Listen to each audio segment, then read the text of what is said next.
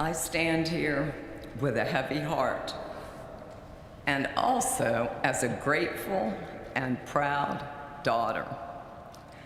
I have had an incredible 67 years with my dad. Not many people get that time, and I'm so thankful. I will be brief today to help me make it through this and to make Dad smile, because a lot of us in this room know how much he appreciated brevity. I want to start by thanking all of you for being with us today. I think I can speak for Elizabeth when I say the outpouring of love and respect is so heartwarming. We are truly lifted by your presence. And thank you, Mr. President, for your warm remarks. I'll always treasure your recent visit to Dad and Elizabeth and I at the Watergate. It was wonderful, and I loved listening to you share all your stories about the time you served together. And I want to say thank you to his extended family, and now mine, former colleagues, former staff, current staff, members of his household, Elizabeth's staff, who I've gotten to know really well this last couple days, the brunch crew, all of his visitors and friends and family who called him regularly. He so enjoyed his time with all of you. And I want to say thank you to his medical team, and believe me, it was quite a team.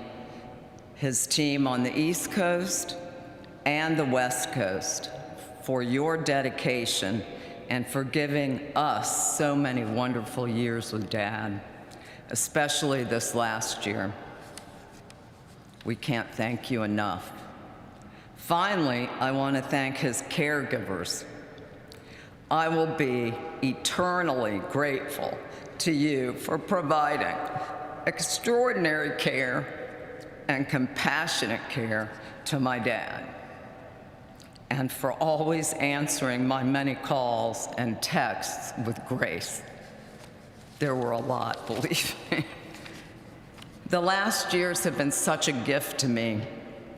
I feel so fortunate I was able to spend hundreds of hours with my dad and talk to him almost every single night on the phone. We talked about everything under the sun. He told me things I never knew. He asked about my life, about my friends' lives. We made lots of calls to family, to former colleagues in the Senate and in the House, to former staff. He shared feelings he had not shared before with many of these people. It was a wonderful experience for me to listen to these conversations, and such a gift to them and to Dad. My dad is the most generous person I have ever known. He was a giver, not a taker. He cared more about others than he did about himself. He told me he set a personal goal to help at least one person every day of his life. Then he said, "I'm not sure I've been able to meet my goal." I said, "Dad, you've got to be kidding. Some days you help one person, and other days you help 40,000 people. I think you've met and exceeded your goal." "Well, you may be right," he said. There is no one he helped more than me. He's always been there for me, through thick and through thin. He always had my back, even when I made mistakes, and believe me, I made quite a few.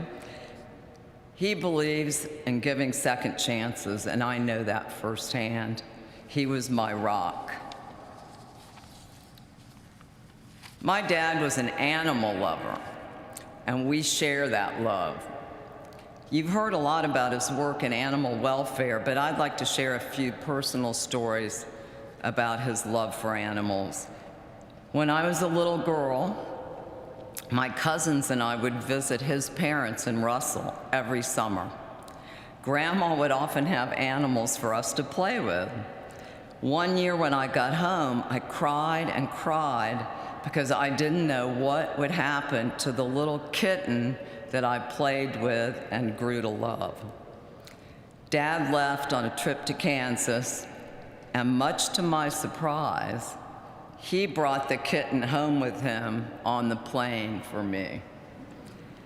We named the kitten Rusty because he started in Russell. Recently, I lost my dog, Cooper. Dad was the first one to call me. He consoled me and he said all the right things. That support meant the world to me. Soon he began to encourage me to get another dog. Quite frequently he encouraged me to get another dog. And I'd tell him, I just don't know if I'm ready, but he kept encouraging me, and eventually he got me a puppy. And I wanted to name my puppy after Dad. But you know, I didn't want to name him Bob. So I decided to name him Jojo after his middle name, Joseph. And we visited many, many times. Dad always wanted me to bring Jojo with me, which wasn't always easy, but we did it. And Dad always wanted me, when I got there, to hold Jojo up so he could get kisses from Jojo. I'd hold him up to his face. And Dad always wanted Elizabeth to get kisses too. And Jojo did a very good job spreading his love. Dad and Elizabeth's dogs, Blazer and Leader, were always trotting into his room. They loved to visit. But it was Blazer who was the most concerned about him.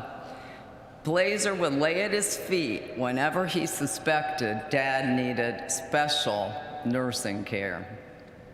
And I believe it really helped him because he loved them so much. When I was preparing to speak today, I learned about a farewell letter Dad wrote with a former staff member. None of us knew that he had written this letter. He swore him to secrecy, and he kept a secret. The joke is, you may move on to other jobs, but once you're a Dole staffer, you're always a Dole staffer. And a lot of people in this room know that. I'd like to share in closing part of that letter, and I encourage you all to read it in its entirety. It has been released to the public as he wished. Here are his words. As I make the final walk on my life's journey, I do so without fear, because I know that I will again not be walking alone. I know that God will be walking with me. I also confess that I'm a bit curious to learn if I am correct in thinking that heaven will look a lot like Kansas. And to see, like others who have gone before me, if I will still be able to vote in Chicago.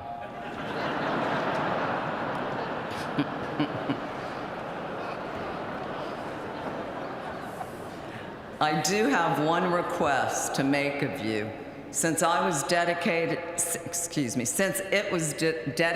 in 2004, it has been my honor to go as often as I could to the World War II Memorial here in Washington, D.C., to welcome and thank the World War II veterans and all veterans who are visiting there.